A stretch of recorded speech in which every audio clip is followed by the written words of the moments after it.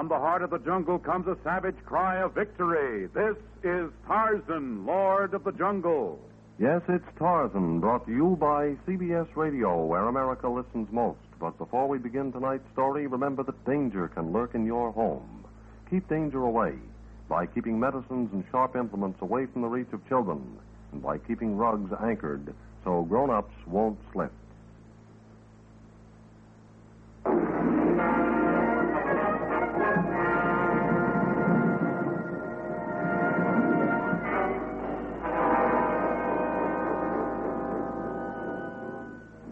From the black core of dark Africa, land of enchantment, mystery, and violence, comes one of the most colorful figures of all times, transcribed from the immortal pen of Edgar Rice Burroughs.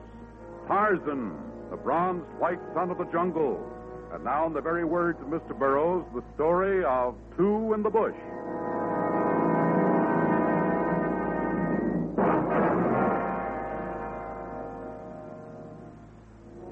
For many days, Tarzan had been following a wretchedly ill Congo buffalo, hoping to aid the trembling beast. But each time he drew close, it shied away, and staggered on, plunging ever northward toward the dense bush country beyond remote Gerachadi. Suddenly, the pitifully suffering creature lurched into a wide clearing, and Tarzan was amazed to behold a collection of small buildings, dozens of animal-filled cages, and an immense aviary containing hundreds of captive birds. As the now hemorrhaging buffalo tottered toward the largest of the buildings, a man emerged, elderly but unbent, and possessed of the most powerful-looking hands Tarzan had ever seen. Go away, you. Humans are not welcome here.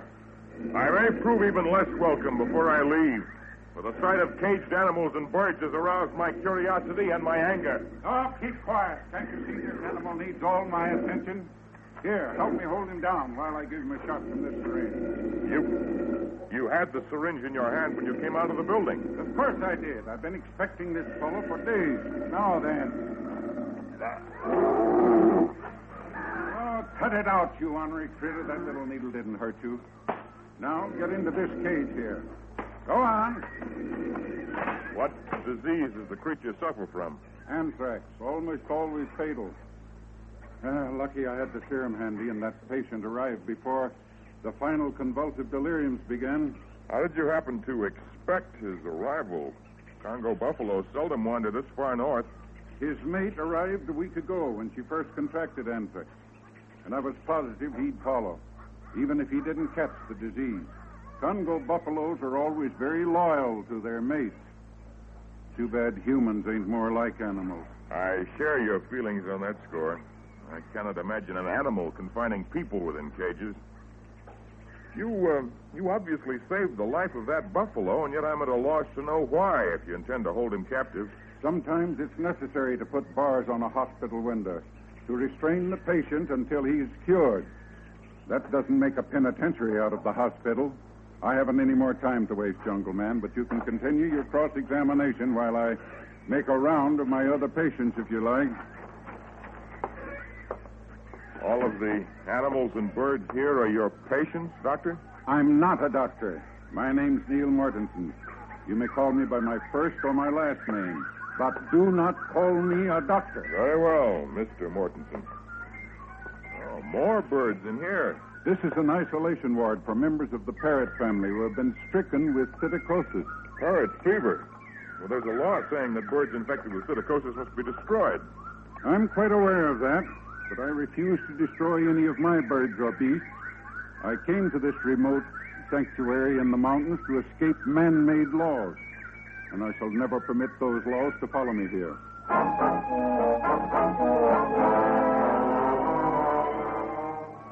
Halfway around the world, two other men were in a room full of tropical birds. Only this room was in a warehouse of an American metropolis. The birds were in crude wooden crates, and the men sprawled in huge leather chairs that occupied an aisle between two of the endless banks of piled crates. A radio rested on an overturned box between the men. Hey, stop fussing with that radio, Craig. I want to hear the race results. Be on in a couple of minutes, Ross. Not Ross. Rossignol. Rossignol. It is French for the nightingale. Yeah, you already told me that 1,000 times, but it's hard to say. You gotta have a bird's name? Why don't you call yourself Sparrow? Suits you better. And why did you not take the name of Gorilla when you changed your name? Don't get so smart. If he stopped me without any wisecracks. Say, you want I should start getting the crates ready for the truck? And now the final racing results. I have already told you to get them to the door, but no further. Not out onto the loading platform? On the loading platform And after throughout it the gets U.S., government health department agents today began a careful inspection of all pet shops and wholesale outlets of tropical birds as an epidemic of psittacosis, or parrot fever, began making serious inroads into the nation's health. At first believed to be a wave of typhoid fever, the disease was correctly identified late yesterday, and health department officials claim that by... Hey, what was the idea of turning it off? I didn't hear the race. Oh, I get it. That's what's wrong with them birds you had me put in the back room. All right, so that's what's wrong with them. Now, listen to me, Craig. Get this through your head. It is against the law to import parrots, parakeets, cockatoos, or any of the other birds we handle here. But even as it is, we cannot supply our customers. Our contact in Africa has proven very unreliable lately, and we may even have to go there ourselves if we can't fill our orders. But you must tell no one. You understand? Yeah, sure. I'm no dummy. Hey, sounds like Sammy spotted somebody suspicious coming in. Great. Quick, take those birds in the back room down to the furnace room. Destroy them quickly. And leave Pierre Rossignol to cope with the government health department agent or whoever the suspicious-looking one is. I have met the law before, and I have always managed to survive.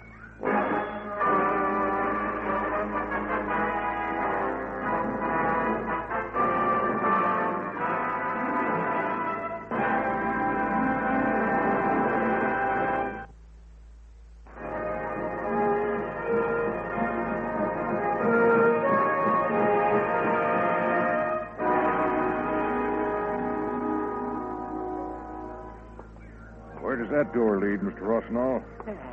That door? It leads only to the furnace room, Monsieur Kerndon. Surely the health department does not require of its agents that they inspect heating systems. I think I'll have a look, just in case. Well, we were just about to join you in the furnace room, my friend. Mr. Craig, this is Mr. Kerndon of the government health department. Yeah? Glad to meet you. Everything is all right with the fire, Mr. Craig? Huh? Oh, sure. Burning like $1,000,000. It might be interesting to see how $1 million burn. If it is your pleasure to inspect the boiler, you are, of course, most welcome. I will... Never mind. If there were anything suspicious down there, you wouldn't be so obliging. As you wish, monsieur. There's something mighty fishy about your operation, Rossignol. I admit I haven't been able to find anything here, but I'm going to keep my eye on you.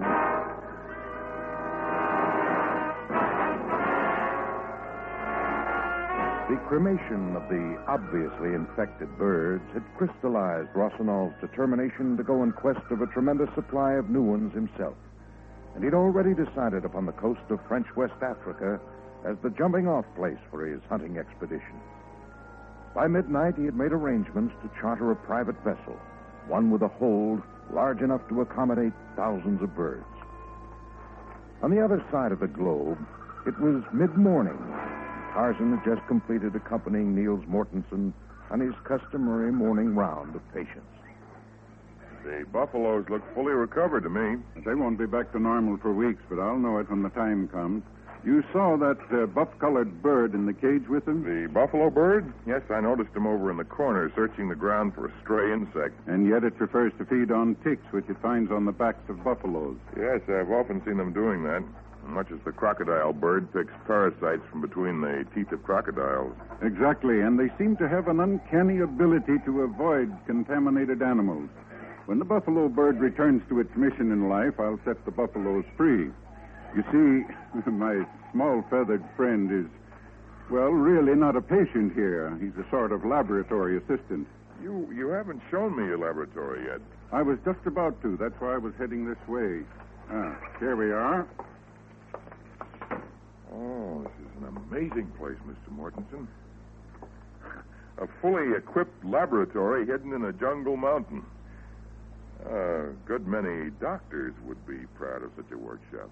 All right, so I was a doctor once, struggling for years to win the confidence of people who judged me by my brusque manner and my huge, ungainly hands instead of my brain. By the time they finally came to me, I wanted none of them.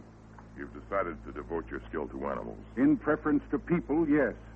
They didn't mind my lack of bedside manner, and my large hands were an asset. But I found that people weren't interested in the health of their pets. They wanted horses who could run faster, parrots who could talk more, dogs who could win blue ribbons to be framed and hung on the wall. Mr. Mortensen, on your wall, that feather. Oh, yes.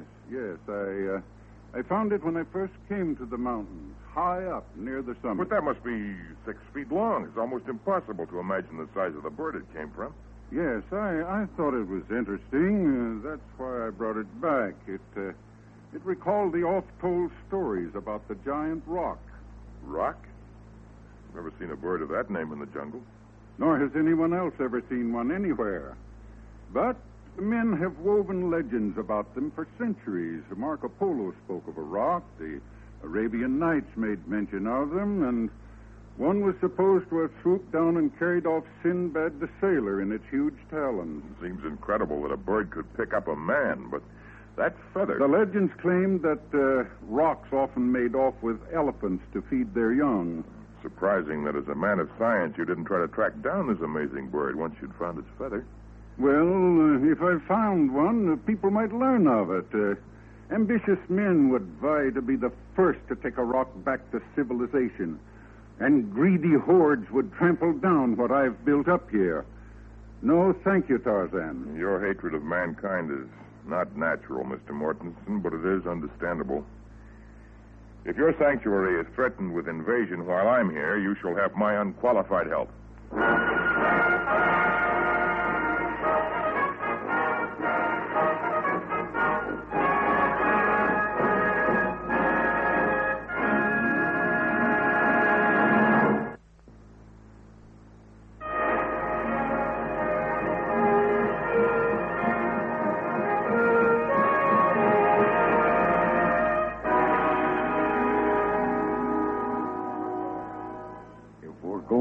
The jungle. Why don't we hunt for ivory or gold or diamonds like they tell about in all them stories? I have an even more interesting story, my friend. It concerns two men who returned to America with a shipload of gray African parrots. Other citizens with great commercial value, plumes from the beauteous egret, and rare species of birds that will be worth a fortune. I told you, all them long words and all this talk about birds is getting me sick. Perhaps you'd best complete the packing of the nets so you can carry them easily. With my muscles, I could lug a blacksmith's anvil through the jungle. But I can't figure these nets. A mile wide and made with twine stronger than steel. What are you planning on capturing? Flying elephants? My contact in the mountain country north of where we will land will undoubtedly be most helpful to us. But there are stupid ones who hold the ridiculous laws protecting birds as something sacred. If they attempt to halt my efforts, we may need our nets to ensnare some very strange birds.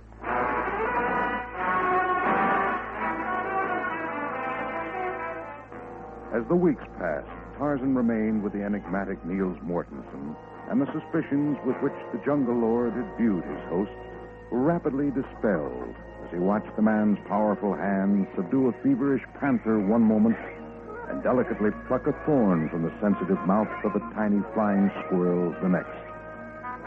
With that incredible instinct known only to the denizens of the wildwood, sick and wounded animals made their way from almost every portion of the Congo to the uncharted sanctuary in the mountains.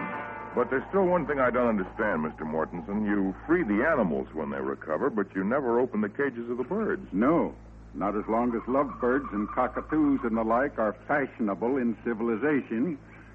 You see, those born in captivity command much smaller prices than those taken wild. And recently, some were even stolen from the isolation ward here to be shipped to distant ports. By whom? By a young man I was training to be the world's finest veterinarian, an assistant I had here by the name of Clark. You discharged him? He disappeared. I don't know where he went. Well, certainly you must have some idea where he went. Well, back to work. Now, here's an ambulance case. An aigrette, badly injured. Yes, this is the season of the year when they grow long black plumes called aigrettes, more popularly known as ospreys by milliners and dressmakers. You think someone deliberately injured this bird in an attempt to secure its plumage? I'm positive of it. Well, come on. We better see if there's anything we can do for this one.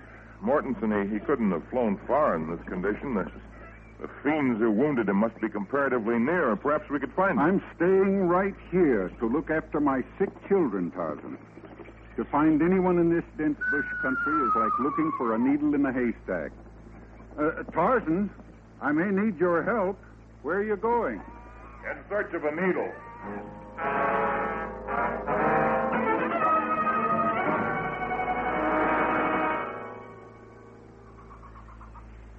It'll be a wonder if the porters manage to get all them crates into the holes. Yes, we did well even without Clark. But I would like just a few more. Climb a little higher. Spread the net more, Craig. That is right. Just a few more parrots now. Suppose I catch something from one of them seedy-looking ones. The vaccine will protect us both. We have nothing to fear. Provided you don't count me or my gun. What? Herndon, U.S. Health Department, remember? But you couldn't have come here after me. A health department agent. It isn't conceivable. Now tell that trained chimp of yours to climb down from that tree and let's get headed back towards civilization. I never argue with a man who has a gun in his hand. Craig, come down. But first, drop the net. We are heading for... Hey, what are you... Perfect aim, Craig. Get this net off me, you fools. You may be able to get away with killing birds. How'd I do, boss? Perfect, Craig. Look, you guys, I left word where I was going. If anything happens to me... You did not have to hit him, my friend. You'll never escape from that net. I better start gathering up the things. Yes. Yes, we shall sacrifice this net and move on to another location. Craig, where did you get that? This big feather? Yes. Back in a rocky gulch just north of here. When? Yesterday, when you was busy paying off the porters. It's sure big, but why all the fuss? Look at it. The width of the columns, the length of the main shaft. Craig, if we can find the bird it came from, we can be rich and famous. The most famous ornithological discoverers of the age.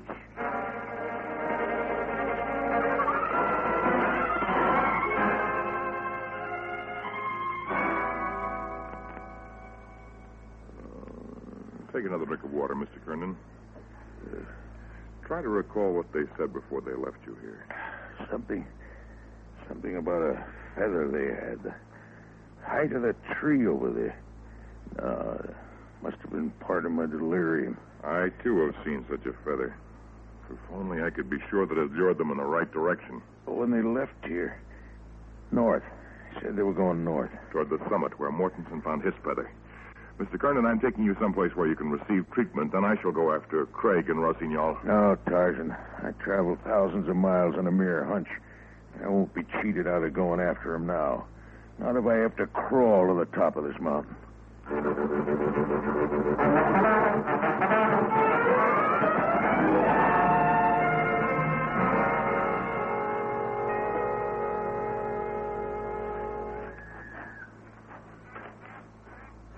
I'm getting dizzy way up here.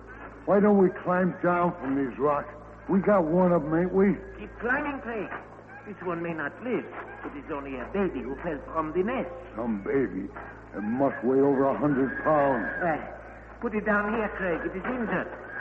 In that nest among the bushes ahead, there must be other young or perhaps a clutch of eggs about to hatch. You ain't looked down. Nothing but sharp crags as far as the eye can see. We're almost there. That's the nest ahead. Yeah. Look, like a magpie's nest. Only 100 times as big. 2 young ones.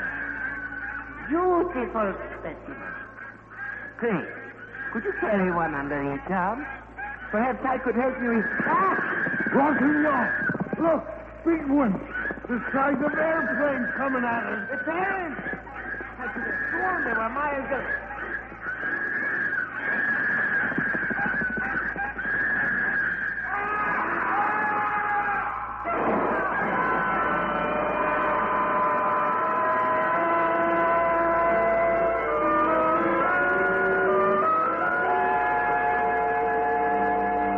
Mighty birds, like gargantuan vultures out of some insane nightmare, had come on the wings of fury. And now, as they sprang to the defense of their young, they clawed and pecked and screamed. Then, grasping the 2 men in their mighty talons, they yanked them savagely from the precarious ledge, soared high over the knife-like crags, their enemies dangling like evil puppets. And then, as though by some vengeful signal, they dropped them into the yawning chasm under the piercing rocks. Then they returned to the young, unmindful of the 2 humans who had witnessed their revenge. Tarzan placed a supporting arm under Herndon's shoulder and half carried him back along the trail toward the medical help he needed so desperately.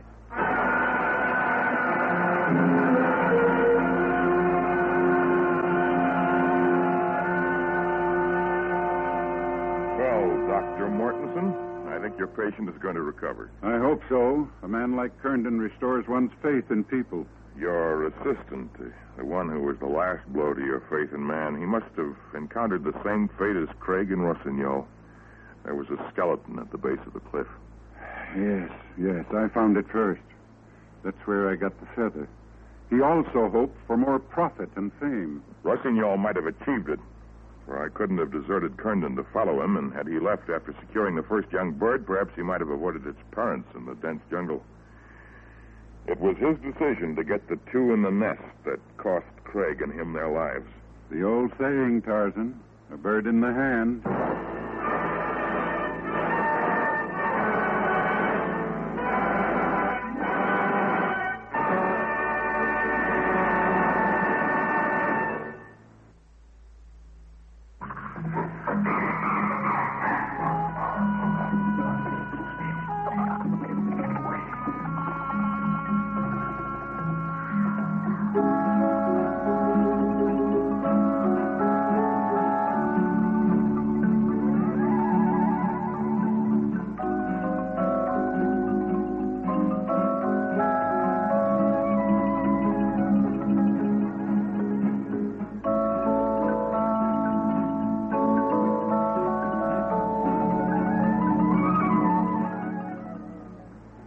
Tonight's episode of Tarzan, Lord of the Jungle, concludes CBS Radio's present cycle of these exciting adventure programs.